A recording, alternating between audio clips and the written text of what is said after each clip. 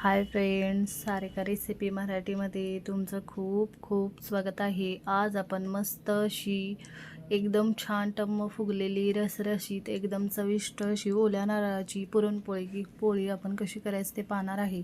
भरपूर सारण भरून आपण ही बनवणार आहे। एकदम छान बनवलेली आहे, तुम्हाला बघून कळत असेल। एकदम छान मस्त एकदम टेस्टी अशी बनते। नारळी पौर्णिमा स्पेशल अशा आपण ओल्या नारळाच्या पुरणपोळ्या कशा करायचं ते पाहणार आहे। तुम्हाला बघून कळत असेल एकदम टेस्टी अशा आपल्या पोळ्या झालेल्या आहेत। साध्या सोप्या पद्धतीने झटपट आणि मस्त चविष्ट बनलेल्या आहेत, तर नक्की करून बघा। तर चला वेळ न घालवता व्हिडिओला सुरुवात करूया। सर्वप्रथम आपण पीठ मळून घेणार आहे। त्यासाठी मी 1 कप इथे गव्हाचं पीठ घेतलेलं आहे, 1 कप मी मैदा घेतलेला आहे। हे दोन्ही पण मी चाळून घेतलेलं आहे। यामध्ये पाव टीस्पून हळद घातलेली आहे, चवीनुसार मीठ घातलेलं आहे। हे मिक्स करून घ्यायचं आणि छान असं पीठ मळून घ्यायचं। एकदम लवचिक असं आपल्याला पीठ मळून घ्यायचं आहे। या पद्धतीने हे मिक्स करून घेतलेलं आहे। थोडे पाणी घालून छान मी पीठ मळून घेते। पीठ आपलं छान असं मळलं की पोळ्या पण छान तयार होतात। इथे बघू शकताय मऊसूद असं पीठ मळून घेतलेलं आहे। आता यावर थोडंसं तेल लावायचं आणि पीठ आपण 10 ते 15 मिनिटं भिजत ठेवायचं। इथे बघू शकताय सगळ्या पिठाला मी तेल लावून घेते। या पद्धतीने 2 चमचे होईल एवढे मी तेल घालून घेतलेलं आहे आणि सगळ्या पिठाला लावून छान 1 मिनिट मी मळून घेते। आणि इथे आपलं पीठ छान भिजतंय तोवर आपण सारणाची तयारी करून घ्यायची आहे। इथे बघू शकताय झाकून ठेवलेलं आहे। आता 15 मिनिटं असंच ठेवून देऊया। आता सारण बनवणार आहे, त्यासाठी इथे बघू शकताय 2 कप मी इथे ओल्या नारळाचा चव घेतलेला आहे, 1 कप गूळ घेतलेला आहे, अर्धा कप बेसन, इथे पाव कप मिल्क पावडर आणि इथे वेलची पूड घेतलेली आहे 1 चमचा आणि तूप घेतलेलं आहे। सर्वप्रथम कढई गरम करायला ठेवलेली आहे। त्यामध्ये अर्धा कप आपण जे बेसन घेतलेलं आहे स्वच्छ चाळून घेतलेलं आहे मी बेसन। खमंग असं बेसन भाजून घ्यायचं, कोरडंच भाजायचं। खमंग बेसन भाजलेलं आहे, छान असा बघा सुगंध येतोय, खमंग भाजलेलं आहे। बेसन मी प्लेटमध्ये काढून घेते। बेसन थंड होतोय तोवर इथे त्याच कढईमध्ये मी 2 चमचे होईल एवढं तूप घालून घेते। इथे बघू शकताय 2 चमचे मी तूप घातलेलं आहे। आता तूप गरम झाले की ओल्या नारळाचा चव घालायचा आणि चांगलं 2 मिनिटं कोरडंच भाजून घ्यायचं। मॉइश्चर असतं, ओलावा पूर्ण निघून जातो आणि कोरडं होतं हे।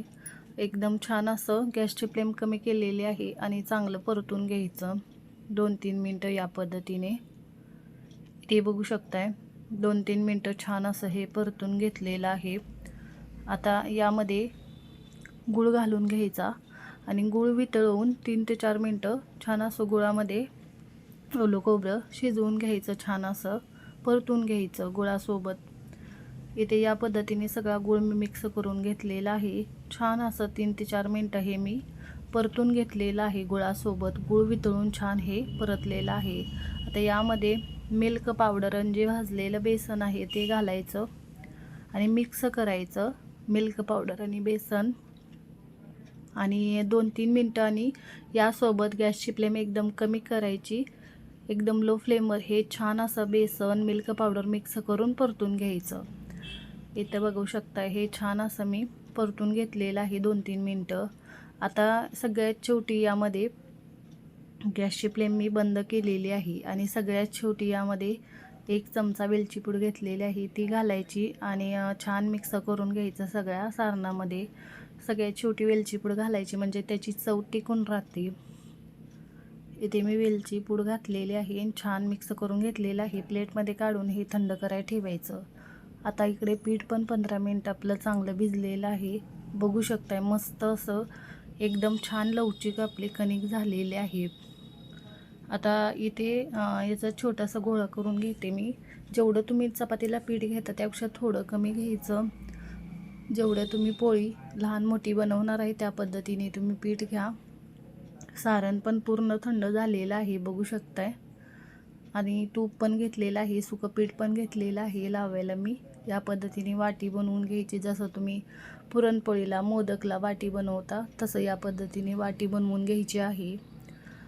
आणि सुकं पीठ लावायचं. साईडच्या कडा आपल्याला पातळ करून घ्यायच्या आणि मध्ये जाड ठेवायचं पीठ थोडंसं, म्हणजे अजिबात पोळी आपली फुटत नाही. आणि थोडंसं मध्ये पीठ घालायचं म्हणजे पोळी छान फुगते. भरपूर असं सारण भरून आपण ही पोळी करणार आहे ओल्या नारळाची. छान एकदम टेस्टी अशा बनतात बघा. या पद्धतीने एकदा करून बघा. छान उंडा बनवून घेतलेला आहे. आणि सुकं पीठ लावायचं, सगळीकडे सारण पसरवून घ्यायचं या पद्धतीने. आणि सुकं पीठ लावून मी हलक्या हाताने लाटून घेते बघा. या पद्धतीने हलक्या हाताने छान लाटून घ्यायची बघा. पातळ अशी पोळी लाटून घ्यायची. मस्त अशी मी लाटून घेते बघा. या पद्धतीने इथे बघू शकताय छान अशी पातळ पोळी मी लाटून घेतलेली आहे. तुम्हाला बघून कळत असेल मस्त अशी झालेली आहे. दुसरीकडे मी तवा पण तापायला ठेवलेला आहे. तवा गरम झालेला आहे आपला. त्यावर तूप घालायचं, साजूक तूप घालायचं त्यावर. आणि तूप गरम झाले की पोळी घालून घ्यायची. इथे बघा तूप लावून घेते सगळ्या तव्याला. आणि इथे आता पोळी घालून घ्यायची. इथे बघू शकताय खालच्या साईडने थोड्याशा बुडबुड बबल्स आले की पलटी करायचं, तूप लावून घ्यायचं. इथे बघू शकताय मी दोन्ही साईडला तूप लावून छान अशी पोळी भाजून घेते. या पद्धतीने दोन्ही साईडला छान तूप लावलेलं आहे. आणि पोळी छान अशी मी भाजून घेतलेली आहे. टम्म फुललेली आहे. मस्त खमंग खरपूस पोळी आपण भाजून घेतलेली आहे. दुसरी पण मी त्याच पद्धतीने घालून घेते. आणि छान असे बबल्स आले की पलटी करायची, दोन्ही साईडला तूप लावायचं आणि छान भाजून घ्यायची. इथे बघू शकताय मी तूप लावते आणि छान अशी फुलत आहेत बघा. आपल्या पोळ्या छान अशा होत आहेत बघा. मस्त टम्म फुलत आहेत आणि एकदम मस्त लागतात बघा. खरपूस खमंग खायला एकदम टेस्टी लागतात. या पद्धतीने बघा ही पण छान अशी खमंग भाजलेली आहे. आणि छान अशी भाजून घेतलेली आहे. मी ही पण काढून घेते. आणि त्याच पद्धतीने मी दुसऱ्या पण छान अशा बनवून घेतलेल्या आहेत. इथे बघू शकताय मस्त पोळी आपली भाजलेली आहे, काढून घेते. त्याच पद्धतीने दुसऱ्या पण बनवलेल्या आहेत. सगळ्या पोळ्या आपल्या छान टम्म फुललेल्या आहेत. खमंग खरपूस तूप लावून आपण भाजून घेतलेल्या आहेत. बघू शकताय या पद्धतीने सगळ्या पोळ्या अशा आपल्या झालेल्या आहेत बघा. मस्त तयार झालेल्या आहेत. इथे बघू शकताय सगळ्या पोळ्या आपल्या तयार झालेल्या आहेत. एकदम टेस्टी खमंग खरपूस आणि एकदम छान झालेल्या आहेत. नक्की तुम्ही ओल्या नारळाच्या या नारळी पौर्णिमेला पोळ्या करून बघा. मस्त एकदम टेस्टी बनतात बघा. या पद्धतीने एकदम छान होतात बघा. चविष्ट अशा झालेल्या आहेत. तुम्हाला बघून कळत असेल किती मस्त अशा झालेल्या आहेत. नक्की एकदा तुम्ही अशा पोळ्या करून बघा. तुमच्या पण छान होतील. एकदम कडेपर्यंत सारण पसरलेलं आहे. मी तुम्हाला दाखवते. बघू शकताय एकदम कडेपर्यंत अशा सारण भरलेल्या आणि खमंग एकदम गुबगुबीत अशा आपल्या पोळ्या छान तयार झालेल्या आहेत. नक्की करून बघा आणि कमेंटमध्ये जरूर सांगा तुम्हाला आजचा व्हिडिओ कसा वाटला.